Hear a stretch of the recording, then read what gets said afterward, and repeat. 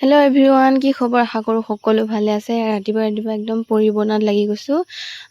বিশেষকৈ মানে সেই ছোৱালীজনী থকাৰ পৰা মই যিকোনো কাম ভালকৈ কৰিব নোপোৱা হৈছোঁ। সেইটো কাৰণে মানুহজনে আগতে কয় বুলি কৈছিলে নহয়, ৰুটি বনাই বা পুৰি বনাই নোখোৱাওঁ বুলি।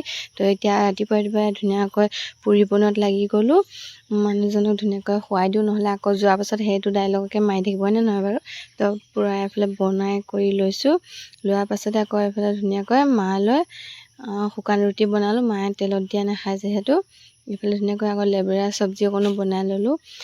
চাহৰ লগত তেনেকৈ নাখায় নহয়, একদম চব্জি লাগিব। তো সেইটো কাৰণে ধুনীয়াকৈ বনাই দিলোঁ। বনাই দি এইফালে চাওকচোন, মানুহজনে অকণমান হ'লেও সহায় কৰে, সেইটো কাৰণে ভাল লাগে। পিঁয়াজখিনি আকৌ কাটি লৈছে নিজে নিজে, তো সেইটো কাৰণে বহুত ভাল লাগে আৰু ইমানখিনি হেল্প কৰি দিয়ে ন। তাৰপাছত আমি ধুনীয়াকৈ সোৱাদ লাগি গ'লোঁ। এইফালে একদম গোসাঁনীয়ে পূৰা কি কৰি আছে চাওক, ৰুটি বেলি আছে আৰু মায়ে ইয়াত ঢেকীয়া ছিঙি আছে ভাজি বনাবলৈ। তো আজি ভিডিঅ'টো ইমানেই আছিল। কেনেকুৱা লাগিলে আপোনালোকে কমেণ্ট এটা কৰি জনাব দেই। তো এতিয়া ধুনীয়াকৈ খাই লওঁ। একদম চামুচ হ'লে মানে ভাল নালাগে জানে, হাতে খোৱাৰ দৰে নহয়। হাতে খালে কিবা এটা ভাল লাগে খাই। তো সেইটো কাৰণে ধুনীয়াকৈ একদম হাতে পূৰা সোৱাদ লাগি গৈছোঁ। বাই।